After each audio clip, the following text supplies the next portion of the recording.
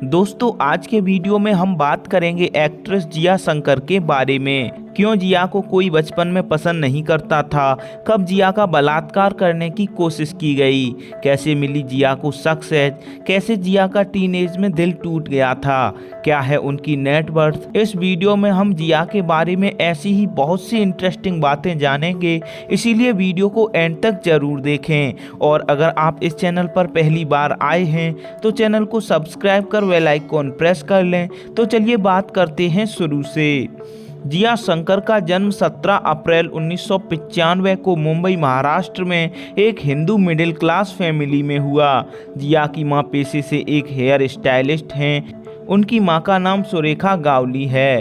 जिया ने कभी अपने पिता के बारे में ज़्यादा बात नहीं की, बस उन्होंने ये बताया कि जब जिया केवल 13 साल की थीं तब उनके पेरेंट्स का डाइवोर्स हो गया था और उनके पिता उन्हें काफ़ी प्यार भी किया करते थे, लेकिन डाइवोर्स की वजह से पिता के साथ वो नहीं रह सकीं। जब जिया के माँ पापा का डाइवोर्स हुआ उस समय जिया ये सब बर्दाश्त नहीं कर पा रही थीं। वो इस सब दिमागी प्रेशर से बीमार हो गईं। उनकी मां उन्हें जिस डॉक्टर के पास ले जाया करती थीं वो जिया पर गलत नज़र रखता था।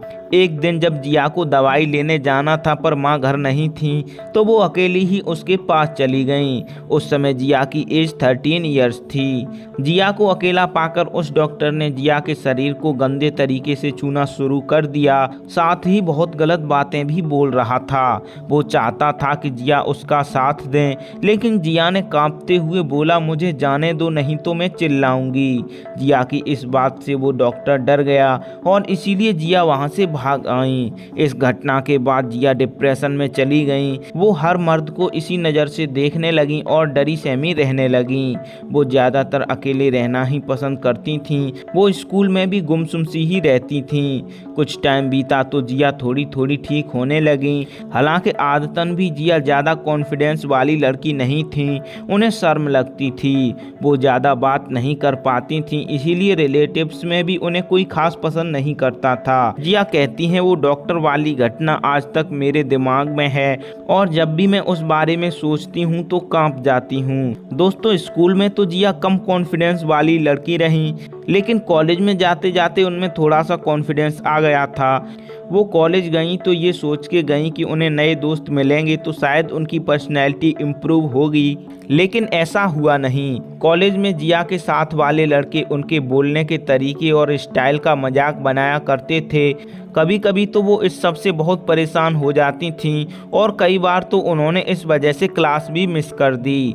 1-2 सेमेस्टर ऐसा ही चला, लेकिन फिर मजाक उड़ाने वाले लड़कों के साथ जिया भी अपना मजाक उड़ाने लगीं। ऐसे ही वो कुछ लोगों को पसंद भी आने लगीं और उनके दोस्त भी बन गए। कॉलेज के ही दिनों में जिया एक लड़के को पसंद करने लगी थीं और वो लड़का इस रिश्ते को तैयार हो गया था, लेकिन जल्द ही जिया को पता चल गया कि वो लड़का जिया से झूठ बोलता है और चीट भी कर रहा है। इसलिए जिया ने वो रिश्ता तोड़ दिया, पर उनका दिल भी टूट गया था। हालांकि इस धोखे का असर जिया पर ज़्यादा दिन नहीं रहा और जल्द ही वो मूव ऑन कर गईं। जिया अपने स्कूल टाइम में डांस और ड्रामा तो नहीं करती थीं, पर वो स्पोर्ट्स में पार्टिसिपेट जरूर किया करती थीं। और लोगों के लिए तो जिया शाई नेचर की थीं, पर वो अपने माँ के सामने खूब चुलबुली और नटखट थीं और उनकी शरारतें देख देख कर उनकी माँ बहुत हंसा करती थीं। जिया को बचपन से ही एक्टिंग में भी इंटरेस्ट था और वो एक्ट्रेस बनने का सपना भी देखा करती थीं। कॉलेज में आने के कुछ टाइम बाद ही जिया ने एक्टिंग ऑडिशन देना शुरू कर दिया था। अपनी ग्रेजुएशन पूरी करने के बाद जिया ने डिजिटल मार्केटिंग की भी पढ़ाई शुरू कर दी थी, पर वो उसे कंप्लीट नहीं कर पाई। जिया ने कई ऑडिशंस दे दिए थे पर उनको कहीं भी काम नहीं मिला। इसके बाद जिया ने एक्टर अनुपम खेर की एक्टिंग स्कूल में एक्टिंग सीखना स्टार्ट कर दिया। जिया के मुताबिक इस एक्टिंग स्कूल से जिया की एक्टिंग में बहुत इम्प्रूवमेंट आए। सिर्फ उनकी एक्टिंग अच्छी नहीं हुई बल्कि उनकी पर्सनैलिटी भी काफ़ी डेवलप हो गई और उनमें काफ़ी कॉन्फिडेंस भी बढ़ गया। इसके बाद जिया को कुछ एडवर्टाइजमेंट्स तो करने को मिले, लेकिन उन्हें कोई बड़ा एक्टिंग वर्क नहीं मिल रहा था। इसके बाद जिया ने तय किया कि वो हिंदी मराठी इंडस्ट्री के अलावा साउथ में भी ऑडिशन देंगी। उन्होंने साउथ में भी ऑडिशन देना स्टार्ट कर दिया और जल्द ही उन्हें एक तेलुगु मूवी में ब्रेक मिल गया। दोस्तों ये मूवी थी एंथा अंडंगा उन्नावे। ये मूवी एक यंग कपल की लव स्टोरी पर आधारित थी। इस मूवी में जिया को ऑडियंस ने बहुत पसंद किया था और मूवी में जिया के कैरेक्टर का नाम भी जिया ही था। ये मूवी छोटे बजट की जरूर थी पर बॉक्स ऑफिस पर इस मूवी ने अच्छी खासी कमाई की थी और मूवी सक्सेस रही थी। इसके बाद जिया को एक हिंदी सॉन्ग में काम मिला। ये एक रोमांटिक सॉन्ग था जिसका टाइटल था सुनो ना। साल 2015 में जिया को सोफी के ऐड में काम मिला था। उन्हें इस ऐड से भी एक छोटी सी पहचान मिल गई थी। साल 2015 में ही जिया का टीवी डेब्यू हो गया था जब उन्हें बिंदास टीवी के लव बाई चांस शो में एक रोल मिला। इसके बाद जिया ट्विस्ट वाला लव और गुमराह के कुछ एपिसोड में भी नजर आईं। इसके बाद साल 2015 में ही बिग मैजिक के एक शो में जिया को लीड रोल करने को मिला। जिया को साल 2016 में एनटीवी के शो क्वींस हैं हम में श्रेया दीक्षित के रोल से इतनी पहचान मिल गई कि लोग उन्हें एक्ट्रेस मानने लगे। उसके बाद साल 2017 में ही जी टीवी के शो प्यार तूने क्या किया में उन्हें नैन्सी का एपिसोडिक रोल मिला। इतने सारे शोज और मूवी करने के बाद भी जिया को वो पहचान नहीं मिल रही थी जो वो तलाश रही थीं। एक टैलेंटेड एक्ट्रेस होने के बावजूद जिया को बड़ा काम नहीं मिला था। साल 2017 में जिया को एक तमिल मूवी कन्नावो वरियम में काम करने के लिए कास्ट किया गया। ये मूवी पूरे भारत में रिलीज की गई थी। मूवी में तमिलनाडु के विलेज की बिजली की समस्याओं को दर्शाया गया था। जिया की दूसरी साउथ मूवी भी सक्सेसफुल रही। इस मूवी को कई अवार्ड्स भी मिले और कई अवार्ड्स में ये मूवी नॉमिनेट भी की गई थी। क्योंकि मूवी में कई कैरेक्टर्स थे तो यहाँ पर भी जिया को उतनी पहचान और तारीफ नहीं मिली जितनी मिलनी चाहिए थी। दोस्तों साल 2017 में ही जिया शंकर को मिला शो मेरी हानिकारक बीबी। शो पर आधार भी आने लगे। साल 2020 में जिया को अल्ट बालाजी की वर्जिन भास्कर सीजन 2 शो में काम करने का ऑफर आया।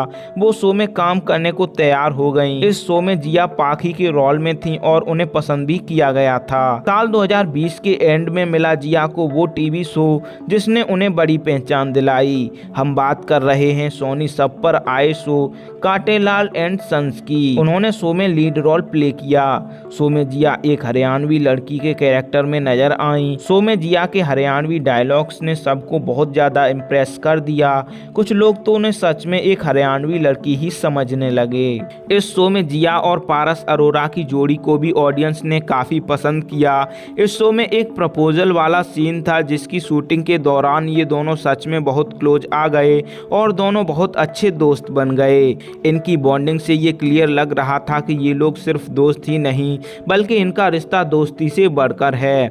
उनके सोशल मीडिया पोस्ट से भी ये दोनों कपल ही लग रहे थे, लेकिन जब शो बंद हुआ तो फिर दोनों का मिलना भी कम हो गया और दोनों काम की वजह से अलग अलग हो गए।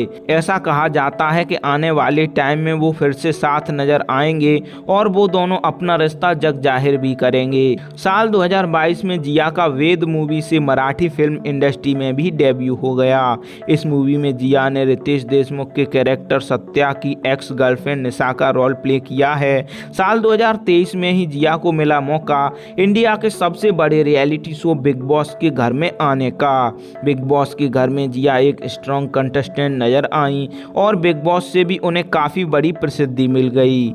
चलिए दोस्तों जिया शंकर के बारे में कुछ और इंटरेस्टिंग बातें जान लेते हैं। जिया शंकर की नेटवर्थ लगभग 4 करोड़ रुपए है। जिया के फेस कट की वजह से बहुत से लोग जिया को एक्ट्रेस तमन्ना भाटिया की बहन भी समझते हैं। हालांकि तमन्ना और जिया का कोई संबंध नहीं है। जिया ने टीवी शोज मूवीज के अलावा कई म्यूजिक वीडियोज में भी काम किया है। बात करें जिया की हाइट की तो उनकी हाइट 5 फीट 2 इंच और बॉडी वेट लगभग 52 kg है। जिया शंकर सोशल मीडिया पर काफी एक्टिव रहती हैं और उन्हें इंस्टाग्राम चलाना और रील्स वीडियोस बनाना भी बहुत पसंद है। तो फ्रेंड्स ये थी life story actress Jiya Shankar की। उम्मीद है वीडियो में दी गई जानकारी आपको पसंद आई होगी।